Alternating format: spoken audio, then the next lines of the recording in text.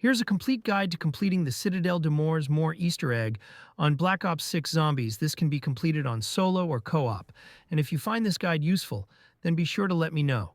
You can kill final boss easy and fast with electric drill and idle eye gobblegum glitch. Let's jumping straight in the pack, a punch. First thing you're going to want to do is to open up the map by following the objective markers until you open to the courtyard. Once you're in front of the castle, you then want to make your way through either one of these doors towards the cannon. You want to interact with this to crank the cannon. So it faces towards the door. Once that's complete, go behind the cannon, and you should be able to fire the cannon towards the door. Once this side, you want to follow the door markers again.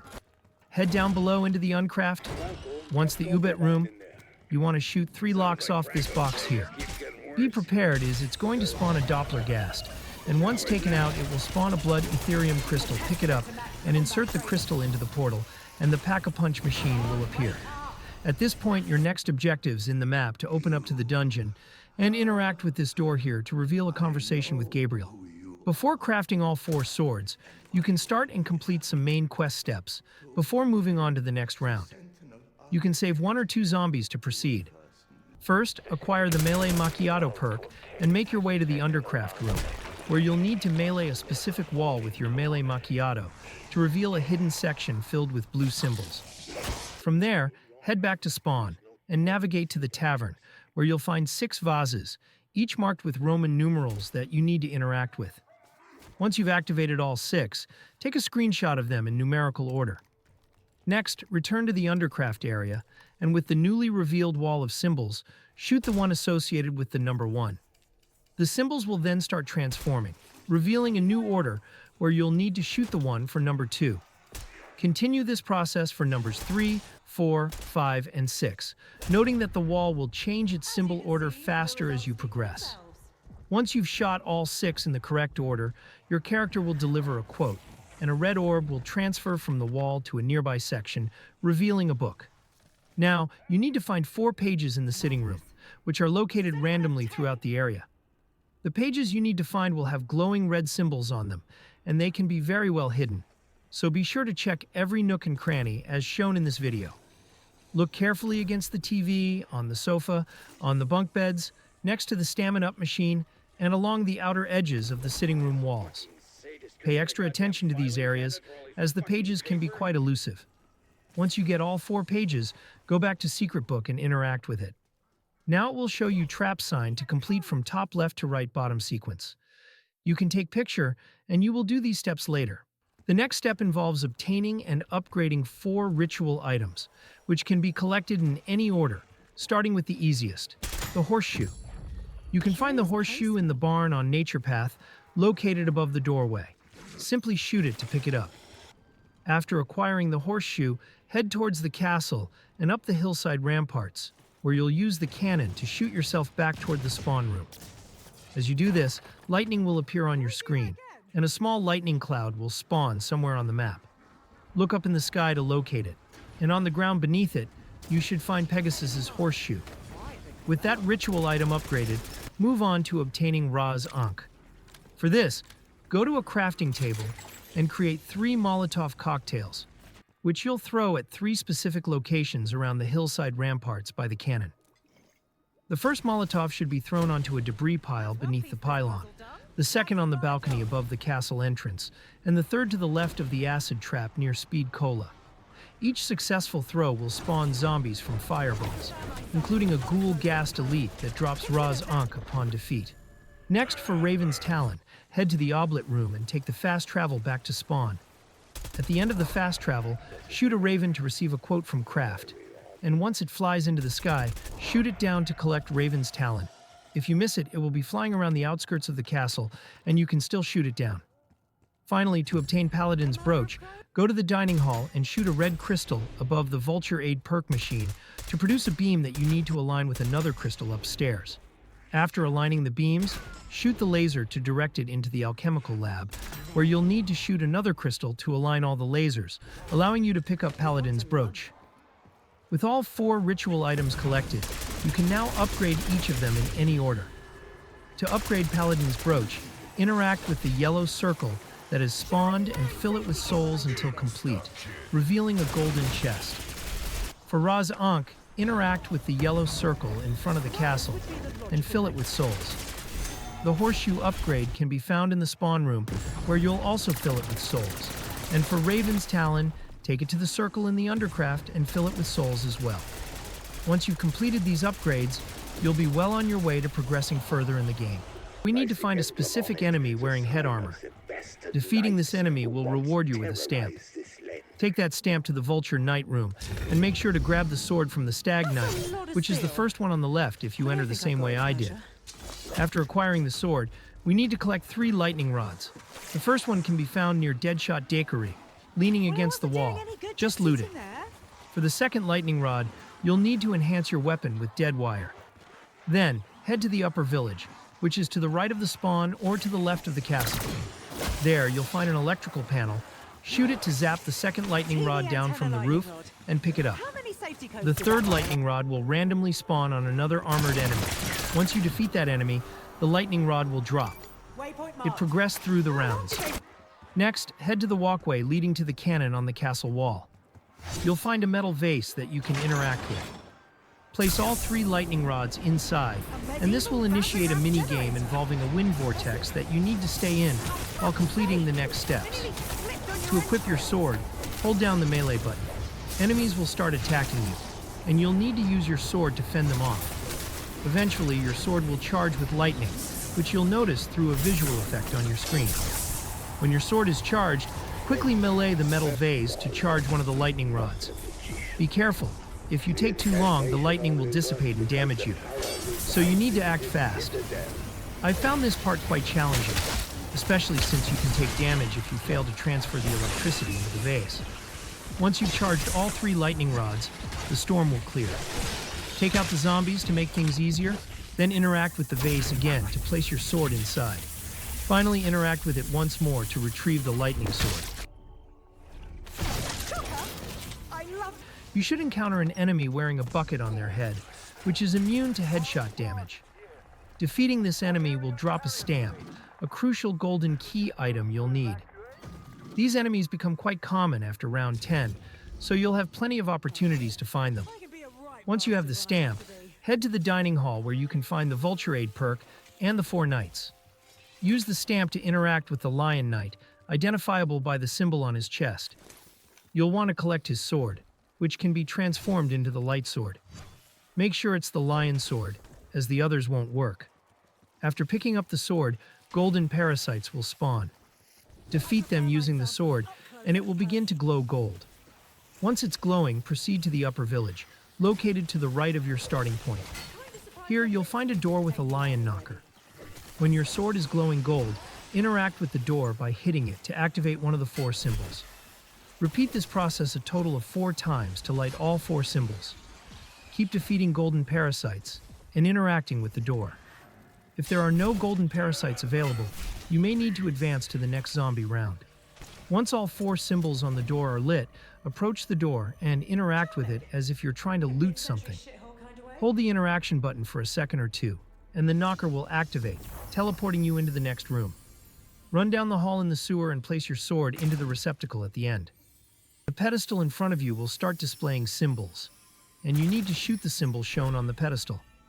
You'll be under a time limit, and the longer you take, the more zombies will spawn, so make sure to shoot the symbols in the correct order. Once you successfully shoot all 4 symbols within the time limit, your sword will be empowered into the light sword. Like the other swords, you can parry, swipe, and charge the sword for a powerful attack. You're supposed to return the sword to the Lion Knight to complete the Easter egg, but there are still a few more steps to figure out. To obtain the Fire Sword, where you'll want to obtain a specific sword, the Dragon Sword. As you enter, it will be the first sword on your right, and you'll notice the knight has a dragon emblem on its chest. This is the sword you need to acquire the Fire Elemental Sword.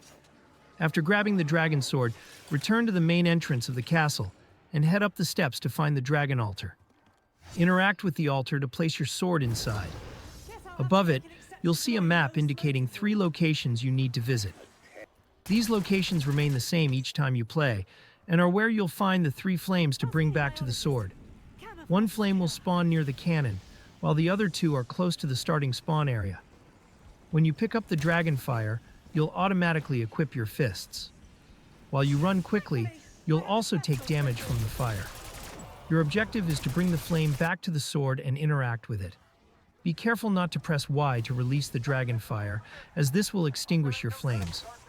To counteract the damage you're taking, you'll need to get kills with your fists to recharge your health. Having Juggernog can help, but it's not enough on its own to make it back safely. You don't need to collect the flames in a specific order, and zombies will spawn automatically while you're doing this, especially if you're at the end of a round. This should provide enough opportunities to regain health, even if you leave one zombie behind. Once you deliver the third flame, the dragon will breathe fire onto the sword, empowering it as the elemental fire sword, known as the Caliburn. Collect the stamp and head to the dining hall to interact with the Raven Knight. You can identify the correct knight by the raven perched on its shoulder. Next, you'll find a bone trophy in the alchemical lab, either on the table near the globe or on one of the bookcases. Make sure to remember which one you pick up, as this will be important later. You can also track this in your HUD indicator. Now, proceed to the underground area of the tavern and locate the rune circle. Place the trophy and the sword into the designated slot. Depending on the bone trophy you have, you'll need to align the corresponding astrology symbols. The easiest way to do this is by referring to the cheat sheet currently displayed on the screen. In my game, I had the scorpion. You might have one of the following: the raven skull, the jawbone with teeth, or the antlers. For me, the scorpion was the first option, so I was looking for an inverted triangle. Ignore the astrology signs next to the triangles for now. Focus on identifying your triangle based on the black image shown on screen. Next, another sheet will show which zodiac sign corresponds to the element you have. Since I had the scorpion, my zodiac sign was the water element, represented by an inverted triangle. You'll need to match this with one of the three symbols below the Cancer: Scorpio, Pisces. While I can't say which one you'll have, you do get multiple attempts per round, and it will always be one of these three options. Remember, you're aligning these symbols at the bottom of the wheel near the sword, not at the top. Once you've lined up the correct triangle with your astrology symbol, little orbs will spawn from the sword. You'll need to guide these orbs around the tavern's spawn area to the black hole portals on the ground. Stand directly behind a portal, and the orbs will fly into it, eventually moving on to another portal. After filling 3 of the portals, you can return to the sword and pick up the Void Raven sword. This is arguably the best sword in the game, and many players have been searching for a confirmed method to obtain it. While there may be some trial and error in matching symbols with triangles, the key is to align the artifact you found with the correct elemental symbol and its corresponding zodiac sign. Now that you've upgraded all the swords, it's time to initiate the traps ritual. Refer to the sequence photo you saved earlier and follow the pattern from top left to bottom right. Begin by activating the traps in the correct order, as indicated in the book. As you trigger each trap, you'll need to kill 10 to 15 zombies before proceeding to the next one. Continue this process for all 3 traps, and once you've completed the activation sequence, a hidden wall will be revealed, displaying the sequence for the next step. To progress through the game, use each sword to melee treasure chest to reveal incantation. Start with the Raven sword. Use the sword on one of the treasure chests that we just revealed, so for the Raven sword, that chest is in the Undercraft. If I melee the sword, I will then be able to take the dark incantation. And for this next step, we have to give the knights our 4 swords, as well as the incantations, because Raven was the first in my order. Have the Raven sword, as well as the dark incantation. And I make my way to the dining hall to find the knight that matches my sword, and I want to use my left bumper to use the incantation. And then you want to bring up your inspect animation with the sword in front of the knight, and if done correctly, the knight should accept that and take your sword, making sure that is the first sword in your order. So the next sword in my order was Lion, and the location for the Lion incantation is this box in the dining hall. So using the sword, it will bring up that light incantation, which I'll pick up. Then I will use that incantation on the knight, and then inspect the sword, and it will accept that 1 for the stag incantation location. And stag sword, knight electric incantation, could be found in the spawn room right here. Once you have the electric incantation, use it on the correct knight, then inspect the sword, and it will accept that for the dragon incantation location. And dragon sword knight incantation, you can find it just in front of the castle right here. And with your dragon sword, use the incantation on the correct knight, and then inspect your sword. And once all 4 are accepted, the Mystic Orb Challenge. 1 knights are going to spawn a Mystic Orb that you'll want to pick up with this Mystic Orb. There are going to be 4 elemental challenges that you can do around the map. In any order, the first one we'll start with is on the 2nd floor of the dining hall, where you'll be able to place the orb into this section on the wall here. And it's going to start a mini lockdown with a bunch of green orbs spawning.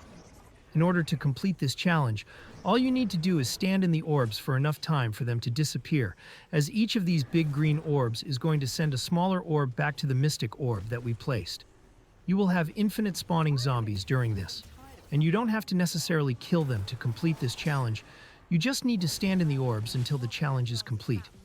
Once complete, you'll hear a quote from Craft, and you'll be able to pick up the Mystic Orb. Another location for a Mystic Orb.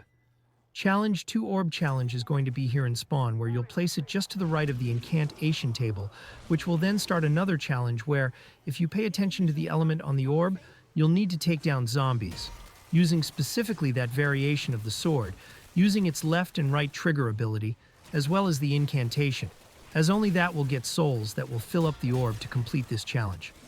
Once complete, you'll be able to pick up the Mystic Orb, and we can move on to our next trial. The next trial is a Fire, Mystic Orb Challenge 3 trial, which can be found right opposite the max ammo here in the courtyard. Once you've placed the Mystic Orb and start the trial, you have to take down zombies using either the ultimate ability of the Fire Sword or using the Fire Incantation. Once complete, be sure to pick up that Mystic Orb, and we can move on to the final trial and the location for this Mystic Orb Challenge 4 Mystic Orb, just to the left of the Dark Incantation in the Undersea, where here you want to be killing zombies, using either the Dark Incantation or the Sword's Charged ability, once you've completed the 4th and final Mystic Orb. After completing the Mystic Orb challenges, proceed to the Undercroft Stairway and place the Mystic Orb in the wall with the 4 elemental sword icons.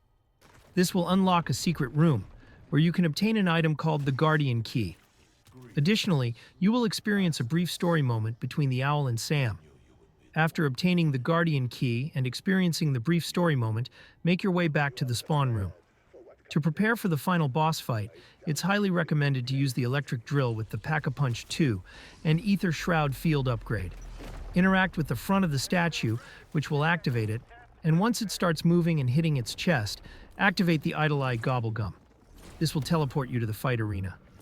Due to a glitch, the Idle Eye Gobblegum will make the boss still, allowing you to attack its legs with the electric drill.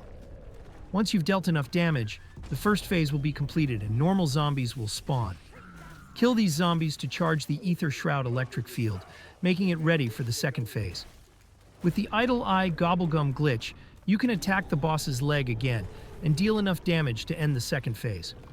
Normal zombies will spawn, and you can kill them until the boss is active. Use the electric drill to deal maximum damage, and the boss will be defeated in no time due to the drill's powerful melee attack. Finally, take the amulet, and the cutscene will begin. Don't forget to like and subscribe for more gaming tutorials and walkthroughs.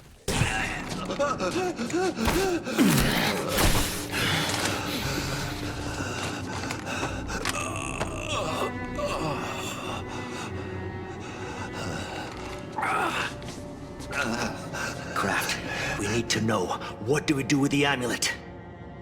Take it to the excavation site.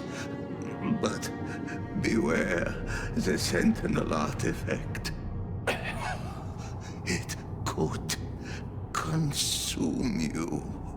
And Richtofen, where is he? We know he contacted you. Please don't kill him.